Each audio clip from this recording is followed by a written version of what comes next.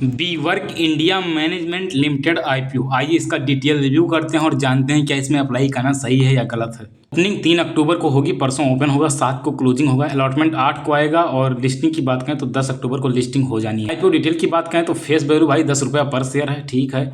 Issue price band 615 से 648 पर share है, ये भी सही है। बाकी अभी हम पेयर कंपेरिजन करेंगे, उसका बहुत सारी चीज़ें देखेंगे, उसके बाद हम डिसाइड करेंगे आईपीओ का प्राइस फेयर है कि नहीं है। लॉट साइज की बात करें तो 23 का लॉट रखा गया है। सेल ऑफेस है, पूरा का पूरा ऑफेस है, निगेटिव पॉइंट है इसके लिए, पूरा का पूरा ऑफेस नहीं होना चाहिए था।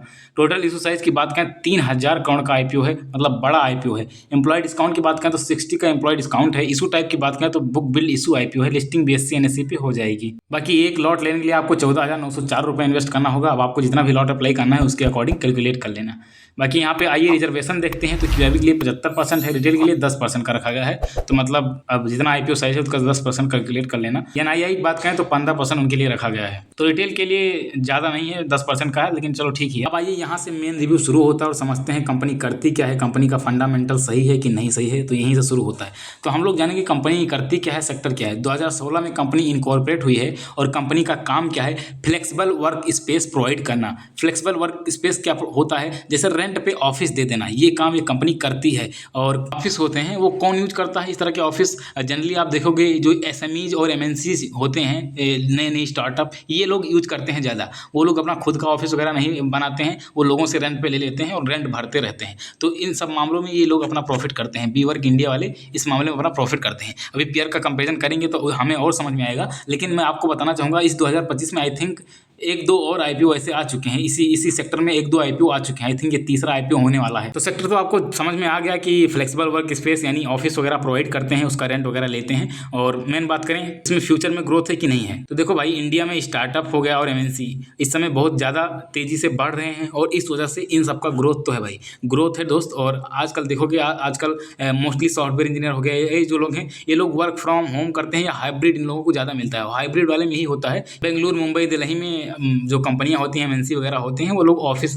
रेंट पे लेकर रखते हैं और वहीं पे सारा कुछ ऑपरेट करते हैं। खुद का बनाने नहीं आते हैं, बनाते बनाते नहीं है। ग्रोथ है भाई, ग्रोथ है, लेकिन रिस्क की बात करें तो रिस्क इसका है हाई कंपटीशन, कंपटीशन ज़्यादा है। आपको स्मार्ट वर्क वगैरह में अभी कंपटीशन देखने को मिलेगा। साथ ही साथ इकोनॉमिक स्लो डाउन का प्रेशर इसके ऊपर रहता है। रियल इस्टेट का भी प्रेशर इसके ऊपर रहता है, रियल इस्टेट रेंटल का प्रेशर। तो ये दो तीन चीज़ें इसके ऊपर रहती हैं। आई होप आप सेक्टर समझ गए होंगे। बाकी फाइनेंशियल देखते हैं। 2023 में रेवेन्यू 1422 करोड़ का हुआ। 2024 की बात करें तो 1737 करोड़ का हुआ रेवेन्यू, मतलब रेवेन्यू में ग्रोथ हुआ। 25 की बात करें 2024 करोड़ का रेवेन्यू हो गया 2025 में, करीब 17% से यहाँ पे रेवेन्यू इंक्रीज हुआ है। प्रॉफिट की बात करें दोस्तों, प्रॉफिट जो है लॉस में थी 2023 में 146 करोड़ का लॉस था। 2024 में लॉस जो है थोड़ा कम हुआ, 135 करोड़ का हुआ और 25 में जंप किए हैं, लॉस से सीधा प्रॉफिट में आए हैं और तगड़ा प्रॉफिट किए हैं 128 करोड़ का। तो पिछले पास्ट डेटा आप देखोगे तो पास्ट डेटा में इनका जो है प्रॉफिट नहीं था, ये लॉस मेकिंग कंपनी थी। तो अभी जस्ट इन्होंने प्रॉफिट किया है, तो ये भी ये निगेटिव पॉइंट है भाई, ये भी नेगेटिव पॉइंट है, याद रखिएगा। क्योंकि कंपनी में यहाँ पे सस्टेनेबिलिटी आपको देखने को नहीं मिलेगा। इनके ग्रोथ में आप सस्टेन करता हुआ नहीं देख पाएंगे। यदि 2024 तक ये प्रॉफिट करते, 25 में फिर प्रॉफिट करते, तो हम लोग चलो सोचते कि हाँ चलो ये कंसिस्टेंट प्रॉफिट कर रहे हैं फिलहाल। लेकिन पिछले 2 साल का डेटा निगेटिव है, तो अभी हम कुछ नहीं कह सकते हैं। बाकी और सारी चीज़ें तो बढ़ ही रही हैं और नेटवर्क पहले तो सब निगेटिव में रहा ही, अभी पॉजिटिव में आया है। और टोटल बोरोइंग की बात करें तो 310 करोड़ का टोटल बोरो है। बाकी आइए इंडिकेटर की मदद से और ज़्यादा डिटेल में जानकारी लेते हैं। तो रिटर्न ऑन नेटवर्क 63% का है, तगड़ा रिटर्न ऑन नेटवर्थ है। प्राइस टू वैल्यू 41.62 का है और ज़्यादा यहाँ पे डिटेल यहाँ पे मेंशन नहीं किया गया है। बाकी अर्निंग पर शेयर देखते हैं 9.56 का है, पी 67.75 का है। बाकी हम पेयर कंपेरिजन करेंगे तो वहाँ से ज़्यादा क्लियर हमको पता ही चलेगा। यहाँ पे देखो पेयर कंपेरिजन में भाई बी वर्क इंडिया का ईपीएस 9.87 के राउंड है और इसका 9.67, मतलब बी वर्क इंडिया हमारा जो आईपीओ है इसका ईपीएस सबसे ज़्यादा है। तो ये बढ़िया चीज़ है यार, बढ़िया पॉजिटिव पॉइंट है। नेट एसेट वैल्यू देखोगे तो नेट एसेट वैल्यू इसका कम है भाई, 15 का है, इससे ज़्यादा इसका है। और हाँ, दूसरे नंबर पर अपना बी वर्क इंडिया है, चलो दूसरे पे है तब भी सही है भाई। पी की बात करें, पी 67 का है पी दोस्त, और सबका तो लॉस में है तो कोई बात ही नहीं, लेकिन इसका पी 67 का है, इसका 59 का। तो इसका पी जो है ठीक ही है, बट जो अभी आप यहाँ रिटर्न ऑन नेटवर्थ वगैरह देखोगे तो उससे आपको पता चल जाएगा कि इनका पी क्यों ज़्यादा है।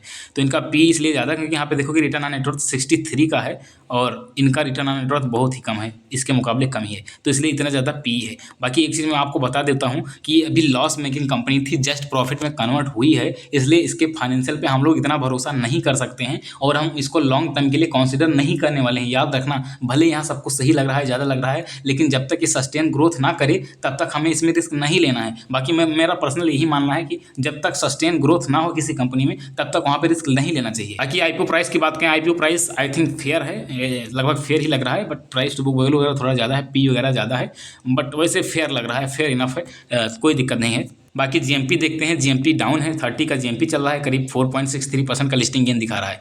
तो अब बात करते हैं कि आखिर इसमें करना क्या है। यदि आप लिस्टिंग गेन के लिए अप्लाई करना चाहते हो तो अभी मत अप्लाई करिएगा, लास्ट डेट 7 अक्टूबर को अप्लाई करिएगा और जीएमपी चेक कर लीजिएगा, या जीएमपी यहाँ पे 15% के अराउंड रहता है तो अप्लाई करना, 14-15% का जीएमपी रहता है तो ही अप्लाई करना, वरना मत अप्लाई करना। दूसरा, लॉन्ग टर्म के लिए भाई इसमें अप्लाई करने के लिए कोई सोच रहा है तो अपने रिस्क के अकॉर्डिंग अप्लाई करना। फिलहाल मैं लॉन्ग टर्म के लिए इसमें इंटरेस्टेड नहीं हूँ, लॉन्ग टर्म के लिए अप्लाई नहीं करूँगा, क्योंकि कंपनी का फंडामेंटल बिलो एवरेज है, इसलिए इसमें अप्लाई नहीं करने वाला हूं। जब तक फंडामेंटल इनका सस्टेन नहीं करेगा तब तक मैं लॉन्ग टर्म के लिए इसको कंसीडर नहीं करूंगा दोस्त। बाकी आज की वीडियो भी समाप्त करते हैं।